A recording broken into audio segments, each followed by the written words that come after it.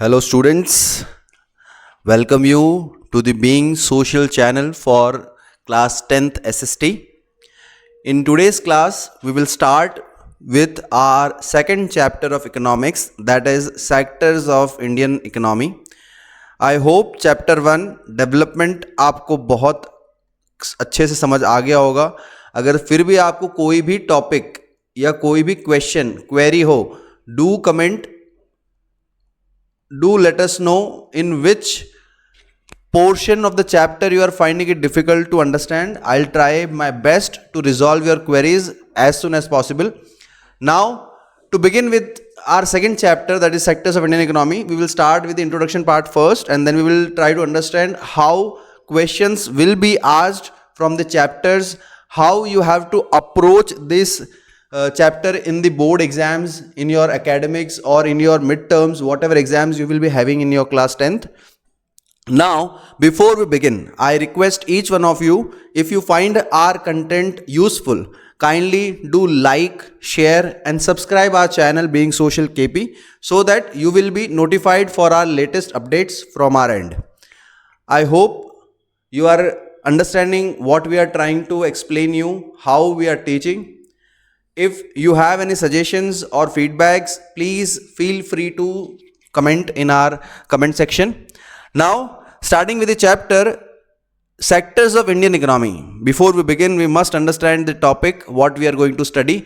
अगर चैप्टर के नाम को आप देखें तो चैप्टर के नाम में सेक्टर्स एक इंपॉर्टेंट वर्ड आ जाता है. सबसे पहले सेक्टर्स. अब ये सेक्टर्स क्या होते हैं? जिन्हों को मैथ्स बहुत पसंद है उनको पता होगा. और दूसरा एक टर्म है इंडियन इकोनॉमी. अब सर हमें इस पूरे 3 शब्दों में सिर्फ ये नाम सबसे कॉमन लगता है इंडियन, क्योंकि हम सब एक इंडियन हैं. हमने हिस्ट्री के चैप्टर में पढ़ा था, आपको याद हो तो, कि भाई हम सिटीज़न जो हैं या किसी भी लोगों को जब आप डिनोट करते हो उनकी कंट्री के नाम से, they feel very proud and they feel good about it. Okay, now back to the topic. Now in the Indian economy से सबसे पहले तो इकोनॉमी क्या होती है. देखो, आप अपने आसपास जब भी आपको टाइम मिले, आपको लगे कि हाँ बात तो सही है, सोच सकते हैं इस बारे में, तब आप ये सोचना कि आपके आसपास कौन सी इकोनॉमिक एक्टिविटीज़ होती है. अब देखो, यहाँ पे आपके दिमाग में आना चाहिए कि सर इकोनॉमिक एक्टिविटीज़ का मतलब क्या होता है. इकोनॉमिक एक्टिविटीज़ क्या होती है? अगर इकोनॉमिक एक्टिविटीज़ हम पढ़ रहे हैं तो क्या कोई नॉन इकोनॉमिक एक्टिविटीज़ भी होती है क्या? चलो, एक तो हो गई इकोनॉमिक, एक हो गई नॉन इकोनॉमिक. क्या लग रहा है, क्या इनमें हो सकता है? आपको याद रखना है, इकोनॉमिक वर्ड रिलेटेड है मनी से. अब जिन भी कामों में मनी इन्वॉल्व है वो सब क्या होंगी? आपकी इकोनॉमिक एक्टिविटीज. और वो सारे काम जिनमें मनी इन्वॉल्व नहीं है, अब आपको लग रहा होगा सर ऐसा कोई काम होता है कि जिसमें मनी इन्वॉल्व नहीं होता? इस दुनिया में तो कोई भी ऐसा इंसान नहीं होगा जो काम कर रहा है और उसके बदले में पैसे ना मांगे. यस और नो? लेकिन ऐसा होता है. Your mother cooking food for your entire family is an example of non-economic activity. अगर आप कोई भी ऐसा काम, किसी की हेल्प कर रहे हैं, काइंड हैं आप किसी को मदद कर रहे हैं, वो सारी एक्टिविटीज़ आएगी नॉन इकोनॉमिक एक्टिविटीज़. आपकी मदर आपके लिए जो खाना बना रही है, आपकी मदर जो आपको ध्यान रख रही है, या आप अपनी फैमिली के लिए केयर करते हो, इमोशंस जो आपके हैं, वो सब जो भी आप प्रेजेंट कर रहे हो, एक्सिक्यूट कर रहे हो, वो सब नॉन इकोनॉमिक में आता है. तो सर इकोनॉमिक में क्या आएगा? वो सारे काम जिसके बदले में जब आप काम करके दे रहे हैं, मान लो आपने यहाँ पे ये आपने किया वर्क, तो उस वर्क से आपको क्या मिलेगा? मनी. तो इसका मतलब सर ऐसे सारे काम जिसके अंदर मनी इन्वॉल्व है वो सब क्या होंगे? Economic activities. इसका दूसरा नाम और भी हो सकता है, आपने अर्ली क्लासेस पढ़ा होगा, मार्केट एक्टिविटीज. कौन सी एक्टिविटीज? मार्केट. एक होती है नॉन मार्केट. अब यहां पे अगर हम देखें कि सर मार्केट एक्टिविटीज वो होती है जिसमें मार्केट में की जाती है. देखो, मार्केट में भी जब आप जाते हैं तो you carry money with you to buy goods. अब गुड्स क्या होते हैं? गुड्स आप देखो, आपके दिमाग में बार बार आएगा, ये गुड्स अपने क्लियर रखना. कोई भी सामान को गुड्स कहा जाता है. और सर्विसेज क्या होती है? जो भी लोग काम कर रहे हैं, जैसे मान लो आपके जो स्कूल में टीचर्स जब आपको पढ़ा रहे हैं वो तो अपनी सर्विस रेंडर कर रहे हैं. ठीक है. अगर कोई मैकेनिक है, उसको अगर एक्सपर्टीज है किसी चीज़ में, वो अगर अपना काम कर रहा है तो वो अपनी सर्विस प्रोवाइड कर रहा है, उसके बदले में आप उसको क्या दे रहे हो? पैसा दे रहे हो. गुड्स क्या होते हैं? सामान होता है ना, जिसको आप टच कर सकते हैं, टेंजिबल्स मान लीजिए आप. सर्विसेज क्या होती है, डॉक्टर्स, इंजीनियर्स, जो भी आपको नर्स हैं, ये जो भी प्रोवाइड कर रहे हैं, सर्विसेज प्रोवाइड कर रहे हैं, ठीक है। तो यहाँ पे गुड्स एंड सर्विसेज ऐसे कुछ टर्म्स होंगे जो हमारे इस चैप्टर में बहुत फ्रीक्वेंटली यूज़ किए जाएंगे। बहुत सारे ऐसे डेफिनेशंस आपके सामने आएंगे जो आपको लगेगा कि सर ये कीवर्ड्स हमें पता नहीं क्या होते हैं। तो please kindly pay attention, keep your NCERT with you so that you can understand what we are trying to discuss. All you have to note down the keywords that we are learning today, new words precisely. Now starting with the portion that we must understand, that is introduction. देखो economy का मतलब होता है लोग कैसे कैसे काम में इन्वॉल्व है। जैसे मान लीजिए, हो सकता है आपके दिमाग में आ रहा होगा सर मेरे फादर जो है वो तो बिजनेस करते हैं, तो बिजनेस एक एक्टिविटी हो सकती है, फार्मिंग एक एक्टिविटी हो सकती है, पोल्ट्री फार्मिंग एक एक्टिविटी हो सकती है, हो सकता है किसी की शॉप हो, रिटेल शॉप, तो वो भी एक एक्टिविटी हो सकती है, हो सकता हो कि कोई डॉक्टर हो, सर्विसेज है, कोई दिक्कत नहीं है। People are engage in various activities. अब हमने, आपके दिमाग में आना चाहिए कि सर काम ही तो कर रहे हैं, फिर हमने क्यों ये सेक्टर वर्ड क्यों काम में लिया।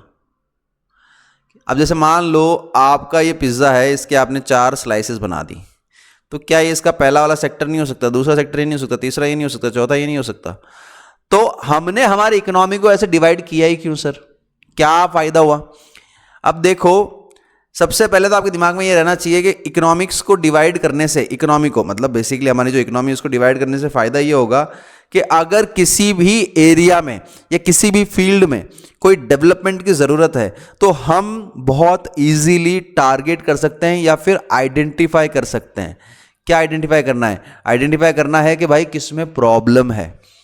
अगर मान लेते हैं, जैसे मान लो यहाँ पे आपको दिख रहा है कि यहाँ पे आपको पोल्ट्री फार्म दिख रहा है, एग्रीकल्चर होता हुआ दिख रहा है, ये इंसान नेचर या नेचुरल रिसोर्सेज को यूज़ कर रहा है।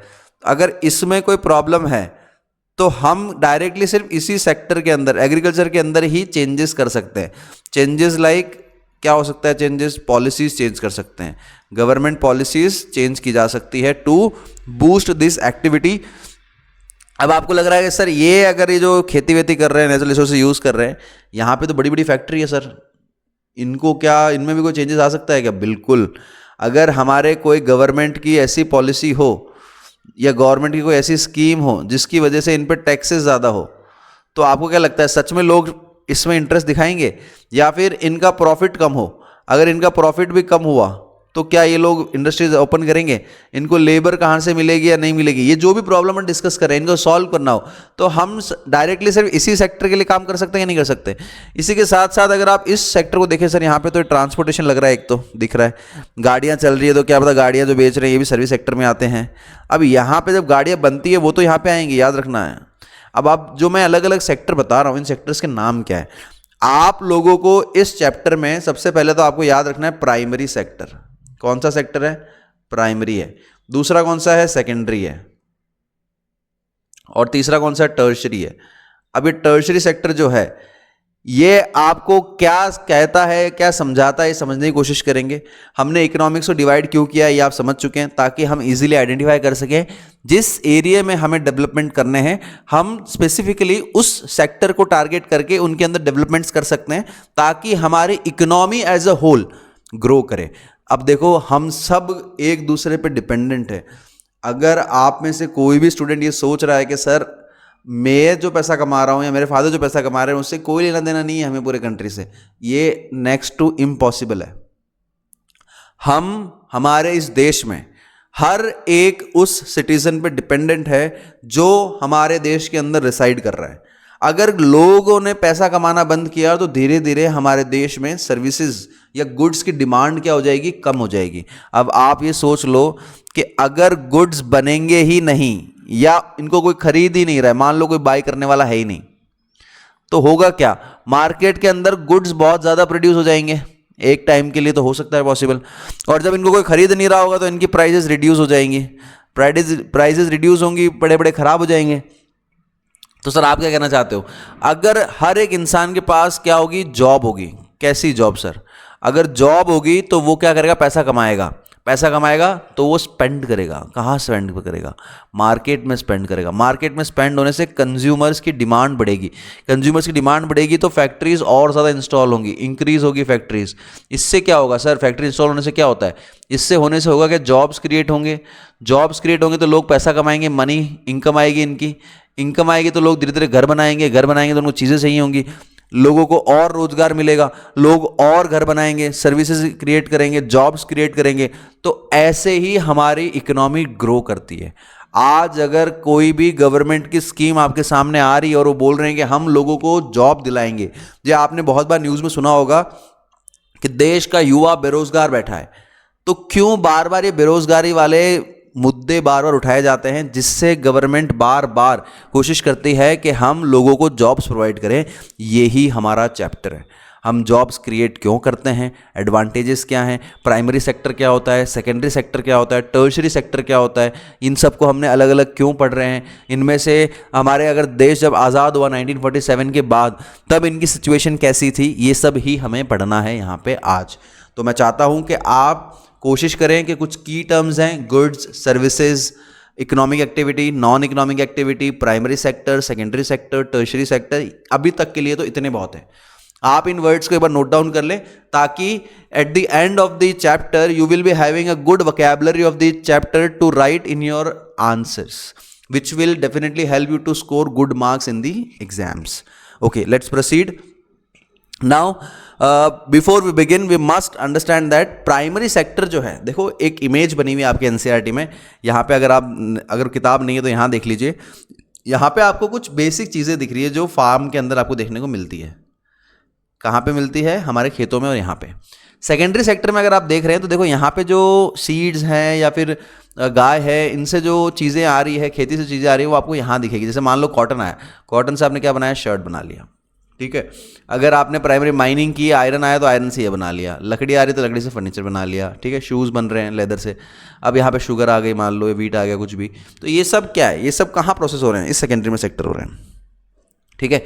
प्राइमरी क्या होते हैं? जो नेचुरल रिसोर्सेज को यूज़ करते हैं। अब नेचुरल रिसोर्सेज क्या होते हैं? आपके दिमाग में आ रहा होगा, सर ये नेचुरल रिसोर्सेज क्या हो गया? सॉइल हो गया, वाटर हो गया, ये सुनो, सनलाइट हो गया। तो इन सब को यूज़ करके क्या हो रही है? फार्मिंग हो रही है। इसका मतलब सर आप ये कहना चाह रहे हैं कि प्राइमरी सेक्टर वो होता है जो नेचुरल रिसोर्सेज को यूज़ करता है टू प्रोड्यूस। हम जो भी गेहूं प्रोड्यूस कर रहे हैं उसके अंदर नेचुरल रिसोर्सेज को यूज़ कर रहे हैं। इन सबको यूज़ करने के बाद हमारे पास जो भी प्रोडक्ट आ रहा है, प्रोडक्ट क्या होता है? फाइनल प्रोडक्ट होता है। जो भी हमारे पास प्रोडक्ट या प्रोड्यूस हुआ है, ये सब हमें कहाँ से मिले? नेचर से मिलेंगे, नहीं मिले? तो ये सब किसका पार्ट हुए? ये सब हो गए प्राइमरी के पार्ट हो गए। ये बात याद रखनी है आपको। अब मान लो आपकी इच्छा हुई कि हमें बिस्किट्स बनाने हैं, केक बनाने हैं, पेस्ट्रीज बनानी है, तो अब इन सब का रॉ मटेरियल क्या है? सर बहुत सिंपल है। मान लो बिस्किट बना रहे हो तो वीट चाहिए सर। वीट को आप कन्वर्ट करोगे मैदा में, मैदा से फिर हम उसको बिस्किट बना लेंगे, यस और नो। तो इसका मतलब ये जो बिस्किट बनने हैं, जो एंड प्रोडक्ट है, जो फाइनल प्रोडक्ट, अब देखो यहाँ पे नए नए वर्ड आ रहे हैं, एंड प्रोडक्ट तो नहीं, लेकिन फाइनल प्रोडक्ट ज़रूर याद रखना है आपको, बार बार आपके दिमाग में आएगा। फाइनल प्रोडक्ट्स क्या होते हैं? फाइनल प्रोडक्ट वो होते हैं जो हम कंज्यूम करते हैं। अब आप लोग सब इमेजिन करो, जो आप शॉप पे गए, आपने वहाँ से कोई भी, मान लो आपका बिस्किट है, नमकीन है, मैगी है, या कुछ भी केचप है, ये सब जो भी गुड्स आपने खरीदे, ये आपने खुद ने यूज़ करा, तो ये आपके लिए क्या हो गया? फाइनल हो गया। तो सर फाइनल गुड्स के अलावा भी कुछ और भी होता है क्या? बिल्कुल होता है। एक होता है इंटरमीडियरी।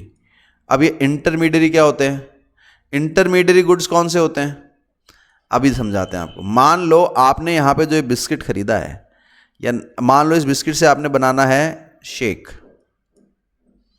आपका एक स्टार्टअप है, आपका स्टार्टअप का नाम है गोलू शेक वाला। इस गोलू शेक वाले ने किया क्या? बिस्किट खरीदे, इस बिस्किट को यूज़ किया अपने शेक्स में, और ये बहुत पॉपुलर बन गया। तो आप एक बात बताओ, आप खरीदने गए बिस्किट, तब तो ये आपके लिए फाइनल गुड था, तो क्या ये गोलू शेक वाले के लिए फाइनल गुड है? नहीं सर, इसने खुद ने नहीं किया। इसने क्या किया? इस बिस्किट को यूज़ करके बनाए शेक्स। शेक्स के ग्लास इसने बेचे 100 रुपये के। अब ये जो 100 रुपये के इसने बेचे, इसके लिए एक बिस्किट क्या हो गया? इंटरमीडियरी गुड्स हो गए। मिल्क जो खरीदा आपने, मान लो मिल्क, यहाँ पे मिल्क आपने खरीदा होता, तो आपने तो कंज्यूम कर लिया, आपके लिए तो फाइनल गुड्स हो गए, लेकिन इसके लिए कौन से गुड हो गए? इंटरमीडियरी गुड्स हो गए।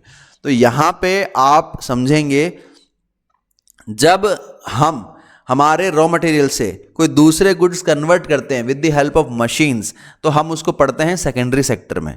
और सेकेंडरी सेक्टर के अंदर सारी इंडस्ट्रीज आती हैं। क्या आती हैं? इंडस्ट्रीज आती है। ये इंडस्ट्रीज अपन को हेल्प करते हैं फाइनल गुड्स बनाने के लिए।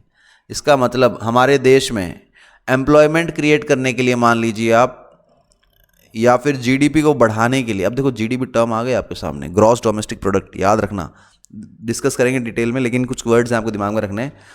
तो सर आपने प्राइमरी का इतना बता दिया कि चलो सर नेचुरल रिसोर्सेज यूज़ करना है। सेकेंडरी का आपने बता दिया उनको कन्वर्ट करते हैं अपन मशीन की मदद से। इंडस्ट्री में मशीन्स होती हैं बहुत सारी, तो ये जो मशीन्स हैं इनको यूज़ करके अपन क्या कर रहे हैं? अपन कर रहे हैं उसको कन्वर्ट कर रहे हैं। किस में कन्वर्ट कर रहे हैं? फाइनल गुड्स में कन्वर्ट कर रहे हैं। तो यहाँ पे सर एक बात समझ में नहीं आई, टर्शरी सेक्टर फिर करता क्या है? अभी समझते हैं। देखो टर्शरी सेक्टर के अंदर सिर्फ आती है सर्विसेज। बहुत काम की बात है सर, कौन सी सर्विसेज, कैसे पता चलेगा सर्विसेज कैसी सर? जैसे मान लो आपको प्राइमरी सेक्टर से सामान लेके जाना है सेकेंडरी सेक्टर में, कहाँ लेके जाओगे? यहाँ से आप वीट लेके गए फैक्ट्री में और आपको बनानी क्या है?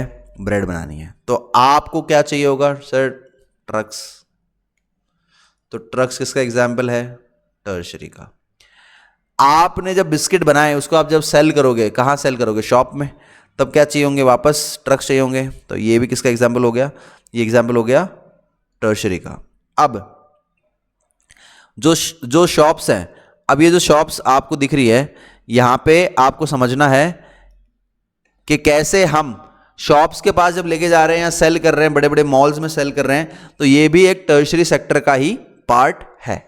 अब यहाँ पे आपको याद रखना है, इन प्राइमरी सेक्टर का एक और नाम है एग्रीकल्चर रिलेटेड गुड्स। ये रहेंगे हमारे इंडस्ट्रियल सेक्टर। कौन सा सेक्टर है? Industrial sector. सेकेंडरी सेक्टर को बोला जाता है इंडस्ट्रियल सेक्टर, इसको बोला जाता है एग्रीकल्चर सेक्टर, इसको बोला जाता है सर्विस सेक्टर। याद रखना, सर्विस सेक्टर के नाम से अगर सवाल पूछ रहे हैं तो टर्शरी पूछ रहे हैं, इंडस्ट्रियल सेक्टर का सवाल पूछ रहे हैं तो आपसे सेकेंडरी सेक्टर पूछ रहे हैं, एग्रीकल्चर एंड रिलेटेड गुड्स के बारे में पूछ रहे हैं, एग्रीकल्चर रिलेटेड सर्विसेज के बारे में पूछ रहे हैं, एग्रीकल्चर रिलेटेड सेक्टर पूछ रहे हैं, तो प्राइमरी पूछ रहे हैं। मैं आपके सामने क्वेश्चन रखता हूं कि सर्विस सेक्टर किसको कहा जाता है? कमेंट कर देना। सेकेंडरी सेक्टर का दूसरा नाम क्या है? एग्रीकल्चर रिलेटेड गुड्स कौन से सेक्टर में आते हैं? ऐसे क्वेश्चन आपसे पूछ सकते हैं। अब हमें यहां से ये तो क्लियर हो गया कि सर इसका मतलब ये सब एक दूसरे पर डिपेंडेंट है। कैसे? अभी डिस्कस करते हैं, एक टॉपिक देखते हैं। बिफोर वी बिगिन, हम ये जब ये टॉपिक पढ़े इससे पहले मैं आपको एक चीज समझाना चाहता हूं कि जो प्राइमरी सेक्टर था और दूसरा कौन सा था? सेकेंडरी। क्या लगता है आपको ये एक दूसरे पे डिपेंडेंट है या नहीं है? ये 5 नंबर का क्वेश्चन है। ये 5 नंबर का क्वेश्चन बहुत बार पूछा गया है। आप एक्सप्लेन करेंगे प्राइमरी सेक्टर सेकेंडरी सेक्टर पे डिपेंडेंट है, या फिर सेकेंडरी सेक्टर प्राइमरी सेक्टर पे डिपेंडेंट है, या एक दूसरे पे दोनों डिपेंडेंट है। कैसे एक्सप्लेन करोगे? सबसे पहले तो सेकेंडरी सेक्टर में क्या बनती है? मशीन्स बनती है सर। मशीन्स कौन सी बनती है सर? कोई भी टूल्स बनते हैं, ट्रैक्टर्स बनते हैं। तो अब जितने बढ़िया टूल्स और ट्रैक्टर्स बनेंगे उतना ज़्यादा क्या खेती में काम आएगा कि नहीं आएगा? यस और नो? Yes sir. अगर मान लो इनका प्रोडक्शन इंक्रीज हुआ, क्या इंक्रीज हुआ? प्रोडक्शन इंक्रीज हुआ। इस प्रोडक्शन को जो इंक्रीज हुआ, मान लो आपको वीट बहुत ज़्यादा प्रोड्यूस होने लगा, तो ये रॉ मटेरियल किसके काम आएगा? ये रॉ मटेरियल काम आएगा इंडस्ट्रीज़ के। किसके काम आएगा? इंडस्ट्रीज़ के। अभी इंडस्ट्रीज़ क्या करेंगी सर? इससे बहुत सारे गुड्स बन सकते हैं। आप पिज़्ज़ा के बेस बना के बेचो, बिस्किट बना के बेचो, और आपको पता है अगर आप गेहूं बेचोगे तो आपको 30 रुपये मिलेंगे, लेकिन आप बिस्किट का पैकेट बेचोगे या ब्रेड बेचोगे तो आपको 50 रुपये का पैकेट, 100 रुपये का पैकेट। तो एक किलो गेहूं में कितने ब्रेड के पैकेट बन जाएंगे या कितने पिज्ज़ा के बेस बन जाएंगे? तो आप ये देख लीजिए ऑटोमेटिकली वैल्यू किस में ज़्यादा ऐड हो रही है। ऑलवेज रिमेंबर, कोई भी इकोनॉमी जो होती है वो हमेशा काम करती है किस पे? वैल्यू एडिशन पे। जितनी ज़्यादा आप प्रोडक्ट में वैल्यू ऐड करेंगे उतना ज़्यादा आपको प्रॉफिट होगा, आपकी इकोनॉमी क्या करेगी? ग्रो करेगी। तो हमेशा याद रखना, प्राइमरी सेकेंडरी एक दूसरे पर डिपेंडेंट है, और टर्शरी तो बेचारा खुद की तो कोई सर्विस प्रोड्यूस करता है, खुद का तो कोई गुड प्रोड्यूस करता नहीं है, तो टर्शरी सेक्टर तो ऑटोमेटिकली इन पर डिपेंडेंट है ही है। To begin with, I want each one of you to recall what is primary sector, what is secondary sector, what is tertiary sector. I know you all are thinking why sir is spending extra time on defining primary, secondary and tertiary. Please students try to understand primary, secondary, tertiary अगर आप समझ गए तो आपका 50% काम हो चुका है इस चैप्टर में. आपको इससे ज़्यादा कुछ नहीं पढ़ना है. आपको सिर्फ नॉर्मल एक बार रीड करोगे, जो आपको बताया जा रहा है वो सुन लो, उसके बाद आप इजीली अपने आंसर्स को बना सकते हो. आप फोकस करें. आपको अगर प्राइमरी, सेकेंडरी समझ में आ चुका है तो अब बस आपका काम इतना ही बचा है, आपको सिर्फ ट्रेंड समझने हैं. आपको देखना है कि हमारे डेवलपमेंट्स कैसे हुए हैं, दैट्स इट. अब स्टार्ट करते हैं हमारा प्राइमरी सेक्टर. सबसे पहले activities that are undertaken by directly using natural resources. When we produce a good by exploiting natural resources, it is an activity of the primary sector. I hope you remember, हमने discuss कर लिया है हमारे introduction part में. हमने जब primary sector समझा था उसके अंदर हमने डिस्कस किया था. तो अब यहाँ पे आपको क्लियर हो गया है कि हमारे जो नेचुरल रिसोर्सेज उनको यूज करोगे तो हम प्राइमरी सेक्टर में आते हैं. अब देखो, base for all other products that we subsequently make. अगर हमारे पास रॉ मटेरियल होगा ही नहीं तो क्या आप इमेजिन कर सकते हैं कोई भी चीज़ बनाने के लिए? अगर आपको लग रहा है आपको घर में कुछ पसंद है, फॉर एग्जांपल कुछ भी मान लीजिए, आपको XYZ पसंद है, आपको गाड़ी बनानी है, तो गाड़ी बनाने के लिए क्या आपको आयरन शीट चाहिए कि नहीं चाहिए? ICU चाहिए होगा कि नहीं चाहिए होगा? चिप्स, सेमीकंडक्टर्स चाहिए होंगे कि नहीं चाहिए होंगे? तो ये सेमीकंडक्टर्स मान लो, या आप अगर अपना घर भी बना रहे तो उसके अंदर आपको आयरन और चाहिए कि नहीं चाहिए? तो ये सब मिलेगा कहाँ से? ये सब है तो नेचर में ही. तो नेचर को एक्सप्लॉइट करके तो बनाओगे रॉ मटेरियल. अब रॉ मटेरियल की इंपॉर्टेंस समझ में आ रही है. जितना ज़्यादा रॉ मटेरियल अपने पास होगा उतने ज़्यादा हम गुड्स बनाएंगे. अब आपको ये भी क्लियर हो रहा होगा कि अंग्रेज हमारे ऊपर क्यों इतने दिनों तक राज करना चाहते थे. अंग्रेजों ने हमें 200 साल तक एक्सप्लॉइट किया है, तो हमारे रिसोर्सेस को ही यूज किया है to feed their industrial grid. They wanted to feed their industries with our raw material, and at the end they brought the final goods in our country and sold them at very high prices to our citizens, because of which our maximum wealth drained out of country and went into the Britishers pocket. I want you to understand कैसे कोई देश किसी दूसरे देश का raw material use करके अपनी जो ग्रीडीनेस है उसको फुलफिल कर रहा है, अपनी इंडस्ट्रीज को रॉ मटेरियल सप्लाई कर रहा है ताकि वो और गुड्स बनाए, ताकि वो उनको सेल कर पाए, जिससे वो और पैसा कमाए. यहाँ पे आपको समझना होगा. देखिए, इसी के साथ जो हमारा नेक्स्ट स्टेटमेंट है, most of the natural products we get are from agriculture, dairy, fishing, forestry, and this sector is also called agriculture and related sector. अब आपको यहाँ पे समझना होगा कि कैसे हमारे जो ये सेक्टर है ये हमें हेल्प कर रहा है. इसका दूसरा नाम क्या है प्राइमरी सेक्टर का? Agriculture and related sector. Please remember. अब यहाँ पे आपसे क्वेश्चन पूछ सकते हैं, write a short note on primary sector. आप चाहे तो खुद लिख लें. Next, let's come to the secondary sector. Secondary sector covers activities in which natural products are change into other form. अब देखो, यहाँ पे क्वेश्चन बदल जाता है. सेकेंडरी सेक्टर के अंदर आपको समझना है कि ये दूसरा फॉर्म कौन सा है. अगर ये वीट है, वीट से आपने जो बिस्किट बनाया है तो इसका ये फॉर्म चेंज हुआ कि नहीं हुआ? या आपने ब्रेड बनाई तो इसका फॉर्म चेंज हुआ कि नहीं हुआ? यस और नो. या आपने केक बना लिया तो इसका फॉर्म चेंज हुआ कि नहीं हुआ? तो ये सारी चीज़ें क्या है, सेकेंडरी सेक्टर में होती है with the help of industrial activity या मशीन्स मान लीजिए आप. This sector gradually became associated with the different kinds of industries that came up. It is also called as industrial sector. Please remember, अगर secondary sector ना दिखे question में और industrial sector दिख जाए तब भी वो सेकेंडरी सेक्टर की ही बात कर रहा है, क्योंकि यहाँ पे इंडस्ट्रीज बहुत ज़्यादा यूज होती हैं. एग्जाम्पल आप बहुत कुछ समझ सकते हैं. मेकिंग ऑफ कार मान लीजिए, या कार प्लांट मान लीजिए. कुछ और इंडस्ट्रीज मान लीजिए जो आयरन ओर बना रहे हैं, आयरन ओर से क्या बना रहे हैं, स्टील बना रहे हैं, तो ये भी आ जाएगा. इसी के साथ आप चाहें तो ये मान लीजिए, जैसे मान लो आप लोग यूज़ कर रहे हैं शर्ट्स देख रहे हैं, तो ये शर्ट्स कहाँ से बन रहा है? कॉटन से. अगर कॉटन वाले शर्ट बना रहे हो तो इन सबको प्रोसेस करने में ये सब एग्जाम्पल ही तो है. तो नेक्स्ट टर्शियरी सेक्टर की डिस्कस करते हैं. These are activities that help in the development of the primary and secondary sector. आप देख लीजिए, जो हमारा प्राइमरी सेक्टर और सेकेंडरी सेक्टर है, इनको ग्रो करने में, हमारे जो प्राइमरी सेकेंडरी इन दोनों को ग्रो करने में कौन हेल्प कर रहा है? टर्शियरी सेक्टर कर रहा है. कैसे कर रहा है? ट्रांसपोर्टेशन प्रोवाइड कर रहा है, कम्युनिकेशन प्रोवाइड कर रहा है, इनको सर्विसेज दे रहा है. Sir, these activities by themselves do not produce a good but they are an aid और सपोर्ट फॉर प्रोडक्शन प्रोसेस। अब ये याद रखना, देखो ये सिर्फ एड है, खुद का कुछ बनाते नहीं है, इसीलिए इनको सर्विस सेक्टर भी कहा गया है।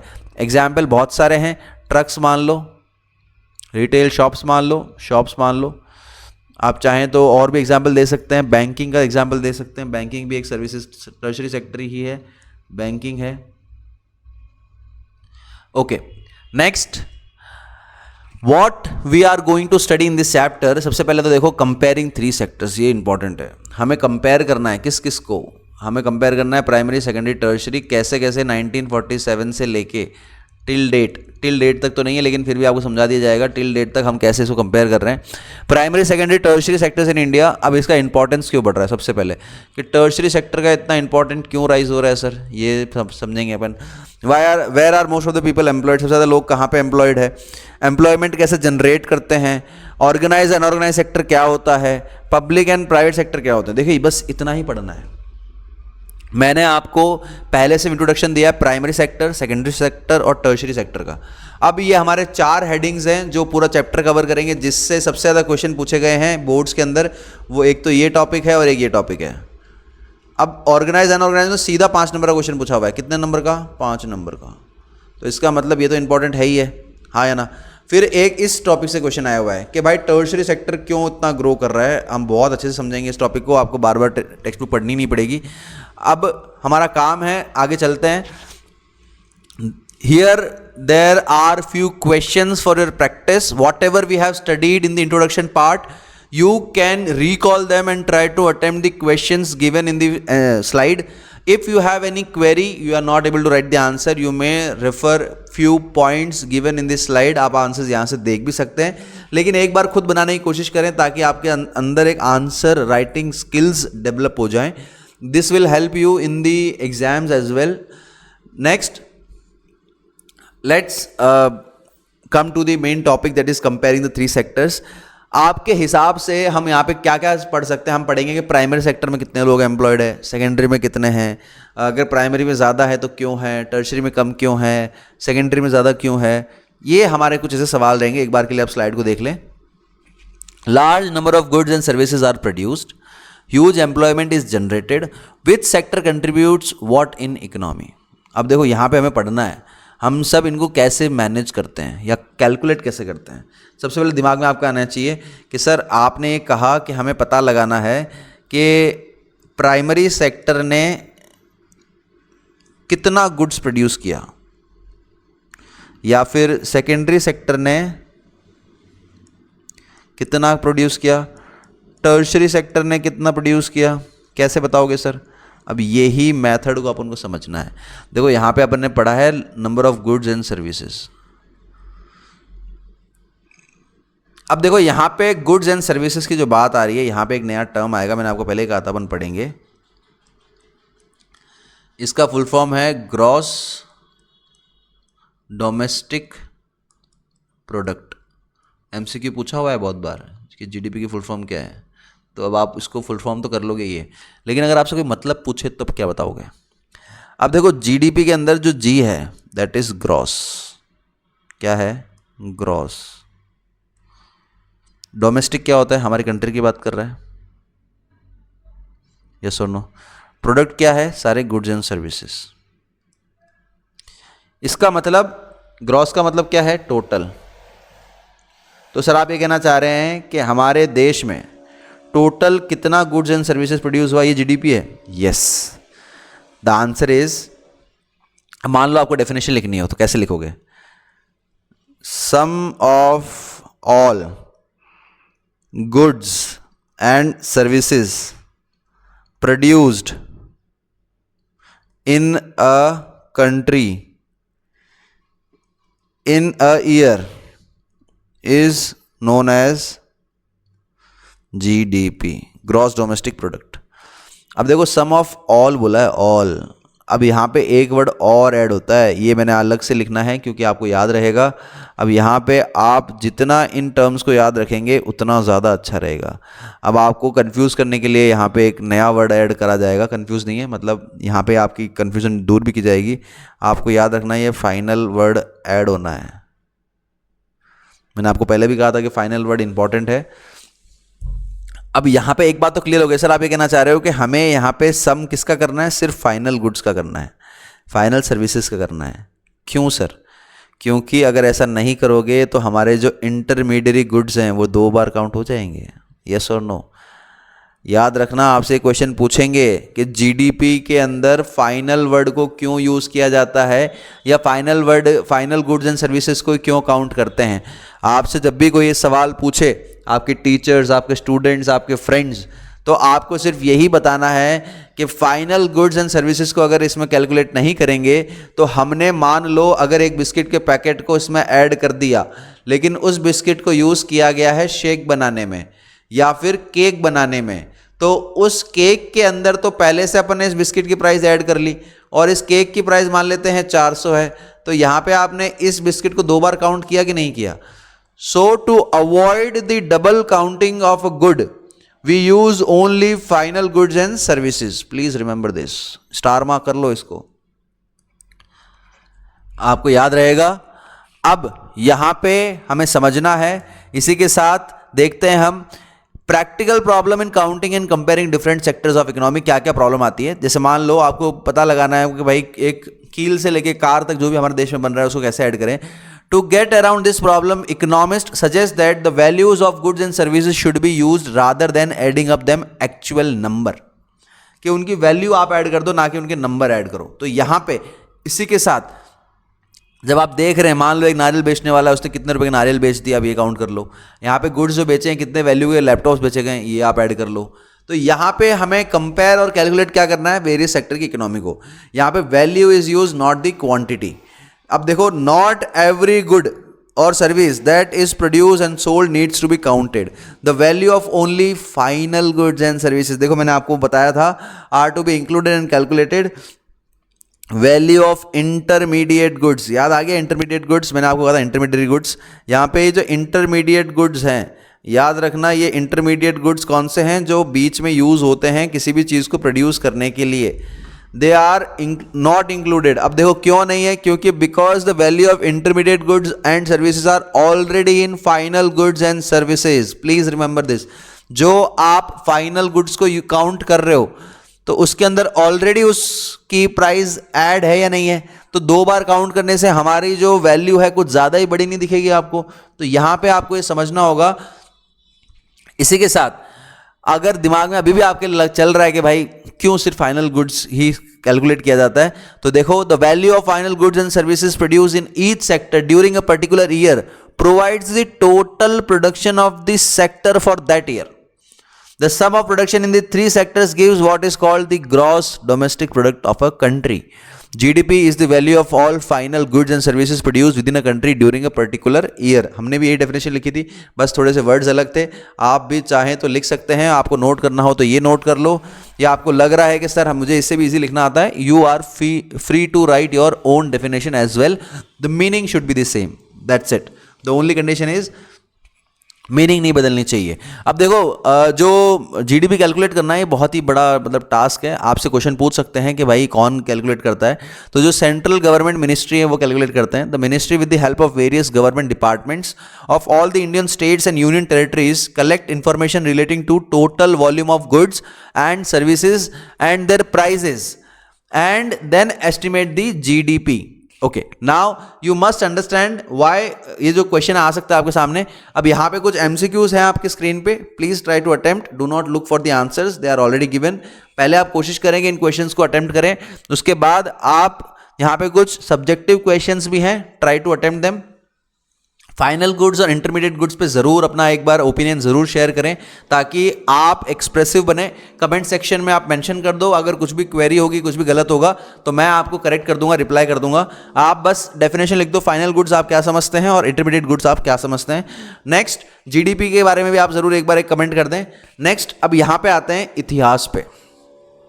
अब यहाँ पे आपको जो दिख रहे हैं एक्टर, मुझे पता है सबको मूवी याद है सूर्यवंशम, लेकिन यहाँ पे जो टॉपिक है हमारा वो हमें पढ़ना है कि हमारे देश में primary sector, secondary sector, tertiary sector क्या हमेशा से एक साथ ग्रो करा है, या पहले प्राइमरी करा है, सेकेंडरी करा है, टर्शरी करा है, या क्या टर्शियरी सेक्टर पहले से था या प्राइमरी नहीं था, तो ये हमें कुछ पढ़ना है। तो यहाँ पे देखो सबसे पहले आपको प्राइमरी सेक्टर के कुछ दिख रहा होगा एक्टिविटी।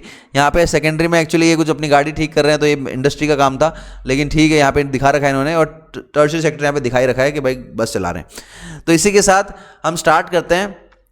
इनिशियल स्टेज था प्राइमरी सेक्टर का, टेक्नोलॉजिकल एंड इंप्रूवमेंट इंक्रीज होता है, प्रोडक्शन बढ़ता है, बहुत सारे जो लोग हैं वो अलग अलग एक्टिविटीज में काम कर रहे हैं। सेकेंडरी सेक्टर में क्या होता है, new methods of manufacturing, coming up and expanding of factories, नई नई इंडस्ट्रीज आ रही है, फैक्ट्रीज आ रही है, dominance of secondary sector increases. Tertiary sector के अंदर क्या होता है, जो 100 साल है वहां पे आप देखो जो शिफ्ट है सेकेंडरी टू टर्शियरी सेक्टर ज्यादा हो रहा है डेवलप्ड कंट्रीज के अंदर।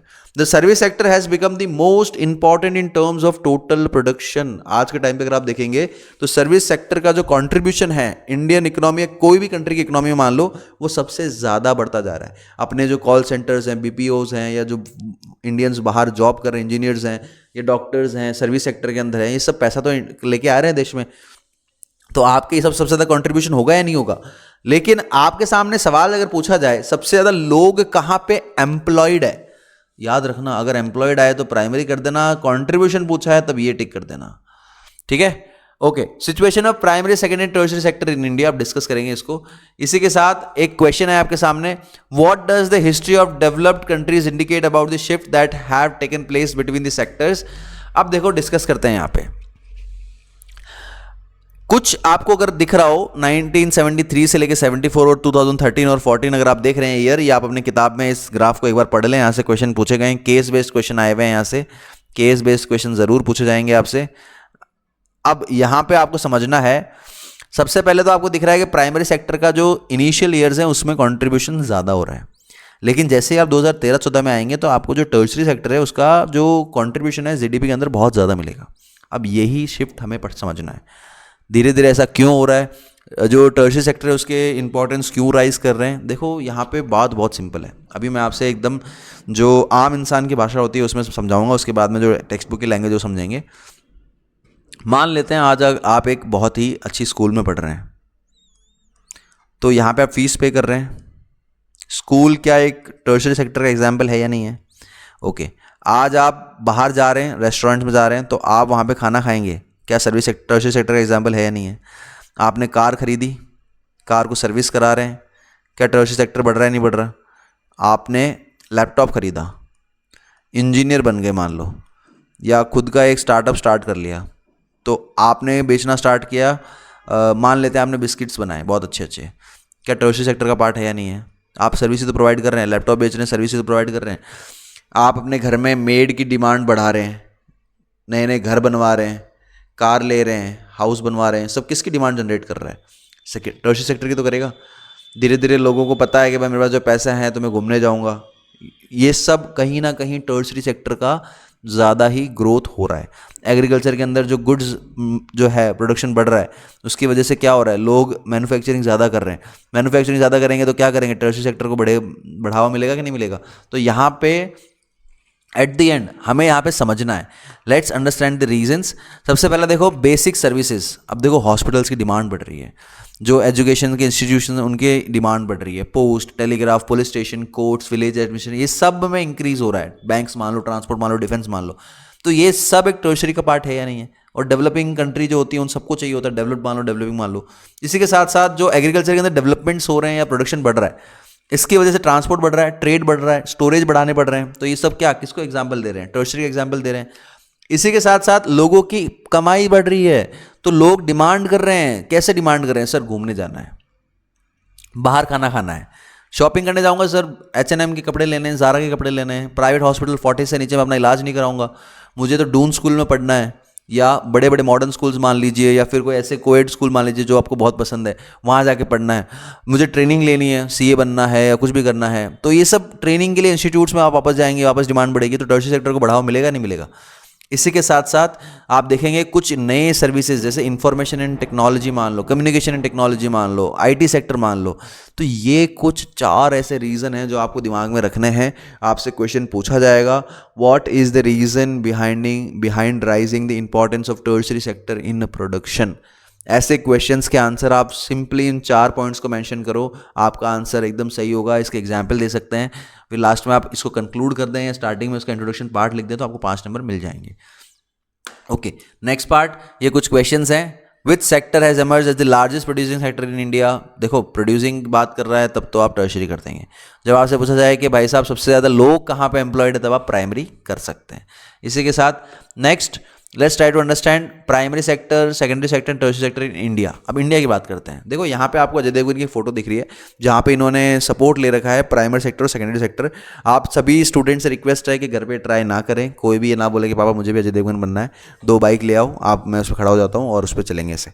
तो यहाँ पे आपको एसेंस समझना है। यहाँ पे देखो टर्शरी सेक्टर जो है वो प्राइमरी और सेकेंडरी दोनों पे डिपेंडेंट है, तो इसकी जो डिपेंडेंस है इन दोनों पे वो शो की गई है कि कैसे टर्शरी सेक्टर खुद इतना ज़्यादा ग्रो नहीं कर सकता। अब देखो यहाँ पे बताया share of sectors in GDP, GDP में कौन ज़्यादा कंट्रीब्यूट कर रहा है। तो अगर आप एक ग्राफ देखो पहला वाला, तो यहाँ पे तो आपको दिख रहा है कि सर कंट्रीब्यूशन प्राइमरी का ज़्यादा है, लेकिन यहाँ पे टर्शरी का एक्स्ट्रा हो गया सर, इतना ज़्यादा कंट्रीब्यूशन। तो यहाँ पे आपको बताना है, रीज़न जो अभी डिस्कस किए वो थे। इसी के साथ साथ एम्प्लॉयमेंट में देखो आप, एम्प्लॉयमेंट में अभी भी प्राइमरी ही आगे है। तो यहाँ पे क्वेश्चन गलत मत कर देना, आपसे पूछा जाएगा कि सबसे ज़्यादा एम्प्लॉयमेंट में शेयर किसका है, तो प्राइमरी ही करोगे टिक आप। और यही बात आपके सामने सबसे बड़ा क्वेश्चन अराइज होता है कि इतने ज़्यादा लोग एम्प्लॉयड है और यहाँ पे फिर भी इनका कंट्रीब्यूशन कम है जीडीपी में। इसका मतलब इनकी जो पर कैपिटा है वो क्या हो रही है, रिड्यूस हो रही है। अभी पर कैपिटा इनकम क्या है अगर जानना है तो चैप्टर 1 हमारा जो डेवलपमेंट चैप्टर था इसमें हमने डिस्कस किया है। और फिर भी आपको क्वेरी है तो मैं कोशिश करूँगा आपको दोबारा बता दें, तो आप यहाँ पे इनको देख लेना। इसी के साथ हम आगे बढ़ते हैं। देखिए where are most of the people employed, तो इस क्वेश्चन का आंसर बहुत सिंपल है। इट इज बिकॉज, देखो why there has been shift no shift in the share of sectors in employment as it has been share of the sectors in GDP.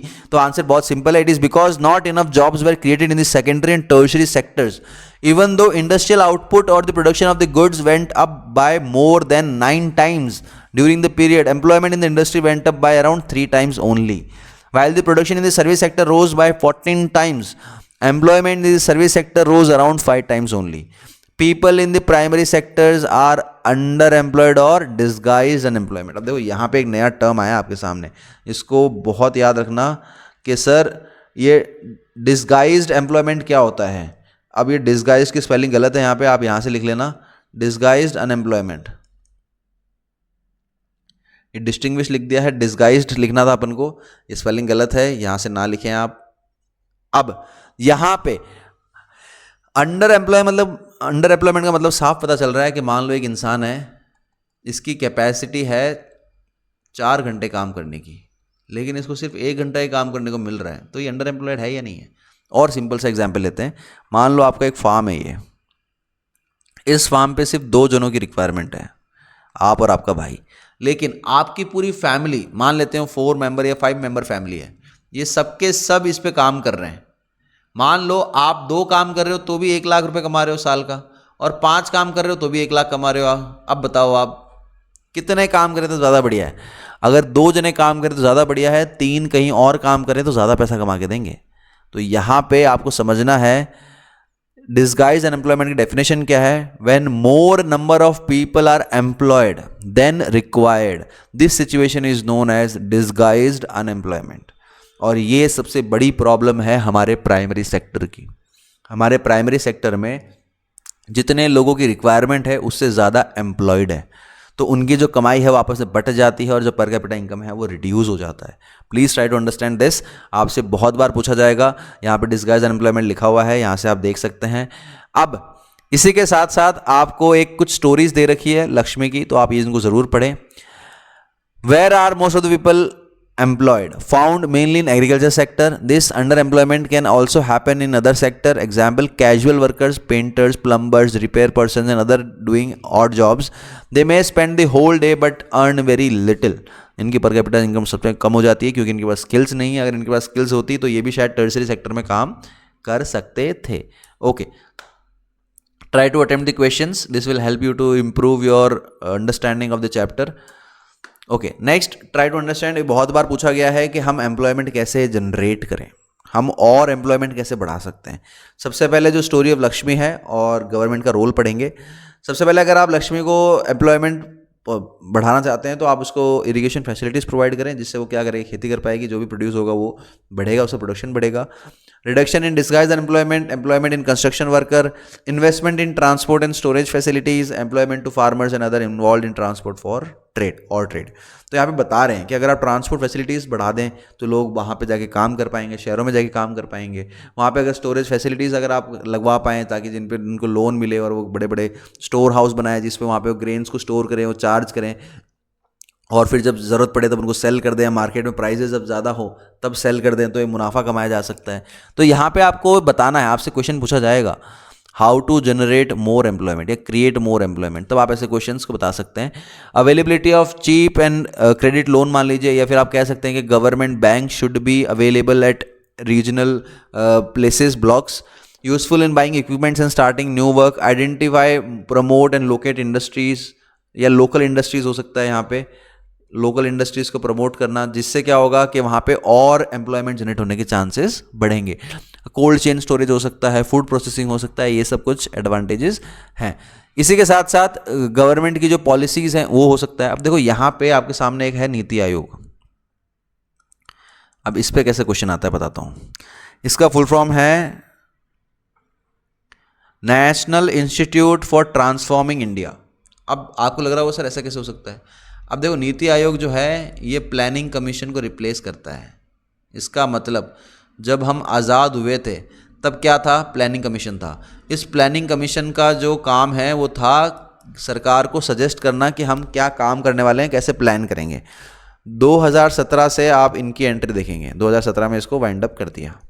यहाँ पे चलता था पहले 5 ईयर प्लान, 5 ईयर प्लान, 5 साल तक सरकार को क्या काम करना है, कैसे कैसे करना है, ये सब बताया जाता था। तो यहाँ पे आप लोगों को ये समझना है कि कैसे सरकारों को आइडिया दे देता था। आप यहाँ पे कर सकते हैं। Planning commission, now known as Niti Aayog, estimates that nearly 20 lakh jobs can be created in education sector alone. 20 lakh लोगों के लिए एम्प्लॉयमेंट जनरेट हो सकता है एजुकेशन में। Similarly, if we are to improve the health situation, we need to many more doctors, nurses, health workers, ये भी एक तरीका है। If tourism as a sector is improved every year, we can give additional employment to more than 35 lakh people. देखो tourism बहुत important है। The suggestion discussed till now would take a long time to implement. For short term, we need some quick measures to solve the problem of unemployment. Recognizing this, the central government in India made a law implementing the right to work. यहाँ पे याद रखना, right to work को implement करने के लिए सरकार ने क्या किया, एमजी नरेगा। अब इन एमजी नरेगा क्या होता है, एमजी नरेगा क्या होता है, किसी को पता है क्या सर? बहुत इंपॉर्टेंट है। National rural employment guarantee act, इसके आगे महात्मा गांधी का नाम ऐड कर दो तो हो जाएगा नरेगा। ये 2005 में आया था। अब नाम में लिखा है कि नेशनल रूरल एम्प्लॉयमेंट, मतलब गाँव के अंदर जिन लोगों के पास रोज़गार नहीं है उनको रोज़गार दिलाया जाए। अब इस स्कीम पे भी क्वेश्चन पूछा गया है। अब इस स्कीम के अगर क्वेश्चन पूछें आपसे, मान लो एमजी नरेगा शॉर्ट नोट लिखो, तो हो सकता है पहले तो फुल फॉर्म लिख दो, 2005 में आया ये लिख दो, 625 डिस्ट्रिक्ट में लागू किया गया ये लिख सकते हो, राइट टू वर्क को इम्प्लीमेंट करता है ये लिख सकते हो गया। तो ये सारे कुछ पॉइंट्स होते हैं। अब इसमें 100 डेज़ का जो वर्क है वो इंश्योर किया गया है, ये लिख सकते हो आप। नेक्स्ट, अब देखो यहाँ पे सारे कुछ पॉइंट्स लिखे गए हैं, आप चाहें तो यहाँ से भी यूज़ कर सकते हैं एमजी नरेगा के लिए। This will help you to write your answers in a more precise way. Next, try to attempt the question how do we create more employment opportunities. इसका मैंने आंसर भी लिखा है इसके साथ, आप देख सकते हैं। Please refer to the points, this will help you to develop answer writing skills as well. Short note on NREGA भी आ गया, देखो पूछा होता। Okay, now let's try to understand the important part that is organise and unorganise. देखो नाम में लिखा है सर, क्या इसमें क्या डिस्कस करें। ऑर्गेनाइज का मतलब है सर, दिख रहा है कि भाई ऑर्गेनाइज होगा या रूल्स एंड रेगुलेशंस होंगे सबसे पहले तो। अब रूल्स एंड रेगुलेशन होना ज़रूरी है कि नहीं है, या इनके वेजेस फिक्स्ड होंगे, सैलरी फिक्स्ड होगी, या तो इनके जो वर्किंग एनवायरनमेंट है वो क्या होगा, वो अच्छा होगा, ये भी अच्छी बात है। तो इसका मतलब अनऑर्गेनाइज में क्या है सर, अनऑर्गेनाइज में सर कोई रूल्स एंड रेगुलेशंस नहीं है, वेजेस को डिसाइडेड नहीं होंगे, कोई वर्क एनवायरनमेंट अच्छा नहीं होगा। अगर मान लो ऑर्गेनाइज सेक्टर की बात करें तो यहाँ पे हो सकता है कि पेड लीव्स मिले, तो क्या लगता है अनऑर्गेनाइज में होगी या नहीं होगी? तो यहाँ पे दिमाग में रखना, अगर जो भी पॉइंट आप ऑर्गेनाइज में पढ़ रहे हो, मान लो ये ऑर्गेनाइज्ड है, इसमें क्या बढ़िया है, वर्किंग आवर फिक्स्ड है, वेजेस बढ़िया है, रूल्स एंड रेगुलेशंस है। रूल्स एंड रेगुलेशंस होने के फायदे क्या हैं? एम्प्लॉय क्या रहेंगे, सिक्योर रहेंगे। और क्या कर सकते हो, वर्किंग एनवायरनमेंट बढ़िया है, मतलब वुमेन्स भी आराम से काम कर सकती हैं, उनको कोई परेशानी नहीं है। इसी के साथ साथ इनको मेडिकल लीव भी मिल रही है। तो ये सारे फीचर्स कहाँ मिलेंगे आपको सर? ऑर्गेनाइज सेक्टर में मिलेंगे। आप बड़ी बड़ी कंपनियों में देख लीजिए, आपके टाइम फिक्स होंगे, ऐसा नहीं होगा कि आपको सुबह 6 बजे बुला लिया, रात को 11 बजे तक काम करा रहे हैं। अगर करा भी रहे हैं तो ओवर टाइम का पे करेंगे, ओवर टाइम मिलेगा यहाँ पे, तो ये अच्छी बात है। तो ये सारे पॉइंट आपको कहाँ मिसिंग मिलेंगे? अनऑर्गेनाइज में। तो यहाँ पे आपको समझना है कि अनऑर्गेनाइज सेक्टर जो है वो इन सब के अपोजिट होगा, और ऑर्गेनाइज सेक्टर कौन सा होगा? जिसके अंदर ये सारी चीज़ें होंगी। अब आप इन 2 स्टोरीज को ज़रूर पढ़ें, आपको एग्जाम में हेल्प होगी कि कांता और कमल की जो स्टोरी है वो क्या है। एक बार इसको गो थ्रू कर लें ताकि आप अपने इन्हीं का एग्जाम्पल यूज़ कर पाएँ अपने आंसर में कि story of Kanta, story of Kamal क्या है क्या नहीं। This will help you very much to understand the topic easily. Okay, अब यहाँ पे मैंने कुछ पॉइंट्स लिख दिए हैं। जैसे ऑर्गेनाइज सेक्टर के अंदर आप देखें, जो टर्म्स ऑफ एम्प्लॉयमेंट है वो रेगुलर है, ठीक है। They are registered by the government, सबसे इंपॉर्टेंट पॉइंट। ये सारे जो भी हैं, factories act, minimum wages act, payment of gratuity, ये सबको मानते हैं। Workers in the organise sector enjoy security of employment. They are expected to work only a fixed number of hours. If they work more, they have to be paid overtime by the employer. They get paid leaves, payment during holidays, provident fund, gratuity and medical benefits. When they retire, these workers get pensions as well. वहीं unorganised के अंदर इसके totally opposite है। The unorganized sector is categorized by small and scattered units which are largely outside the control of the government. मतलब government का कोई control है ही नहीं, रीच ही नहीं है।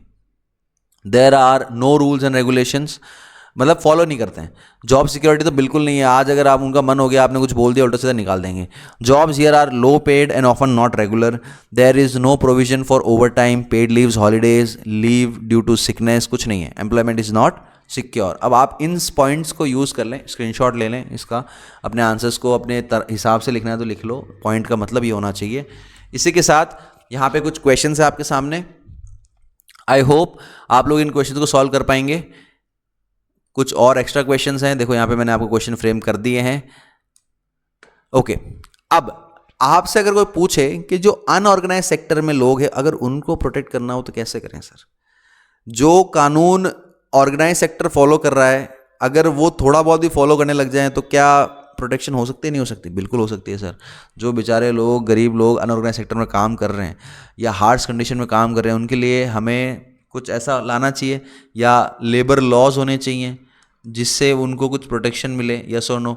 मिनिमम वेजेस होने चाहिए जिनसे उनको पता रहे कि हमें इतने तो पैसे मिलेंगे ही मिलेंगे एक दिन काम करने के। तो ये सारे कुछ बातें हैं। अब आपको करना क्या है? इनको प्रोटेक्शन देनी है। तो कैसे दे सकते हैं? Who are this vulnerable people who need protection? सबसे पहले रूरल एरियाज के अंदर लैंडलेस। अब देखो ये क्वेश्चन पूछा गया ऑब्जेक्टिव के अंदर कि रूरल एरियाज के अंदर कौन से कैटेगरी ऑफ लोग हैं जो जिनको प्रोटेक्शन चाहिए। तो लैंडलेस एग्रीकल्चरल लेबर्स हैं, स्मॉल एंड मार्जिनल फार्मर्स हैं, शेयर क्रॉपर्स हैं, आर्टिशंस हैं। वहीं अर्बन एरियाज के अंदर आपको मिलेंगे कैजुअल वर्कर्स मिलेंगे, स्मॉल स्केल इंडस्ट्री वाले मिलेंगे, स्ट्रीट वेंडर्स मिल जाएंगे, हेड लोड वर्कर्स मिल जाएंगे, गारमेंट मेकर्स मिल जाएंगे, रैक पिकर्स मिल जाएंगे, है ना। अब इनको बचाना, मतलब प्रोटेक्शन कैसे देनी है उसके कुछ नीचे पॉइंट दे रखे हैं। टाइमली डिलीवरी ऑफ सीड्स मान लो, प्रोवाइडिंग एग्रीकल्चर इनपुट्स मान लो, चीप क्रेडिट्स मान लो, स्टोरेज फैसिलिटीज़ मान लो, मार्केटिंग मान लो। ये सब किसके हैं? रूरल एरियाज़ के हैं। अर्बन के अगर आप देखो, government should support in the procurement of raw material मान लो, स्पेशल गवर्नमेंट प्रोग्राम्स मान लो, इनको खाना इनके अच्छे से मिल जाए, पीडीएस मान लो। ये सारे कुछ पॉइंट्स आप अपने आंसर में ऐड कर सकते हैं। इसी के साथ workers from schedule caste and tribal and backward जो कम्युनिटीज़ हैं, उनमें कैसे कर सकते हैं? इरेगुलर जो लो पेड वर्क है उसको चेंज करके उसके अंदर आप अपोजिट कर दो, रेगुलर वर्क करा दो, हाई पेड वर्क कर दो। जो उनको सोशल डिस्क्रिमिनेशन फेस करना पड़ रहा है वो कम कर दो। समाज के अंदर लोग उनको ज़्यादा ये ना समझें कि ये अलग है। Protection and support to the unorganise sector worker is thus necessary for both economic and social development. Okay, अब देखो ये इमेज, ऐसी क्वेश्चन इमेज आ चुकी है बोर्ड में 2000 25 में पूछी गई है, आप याद रखना, अनऑर्गेनाइज सेक्टर के अंदर आएंगे।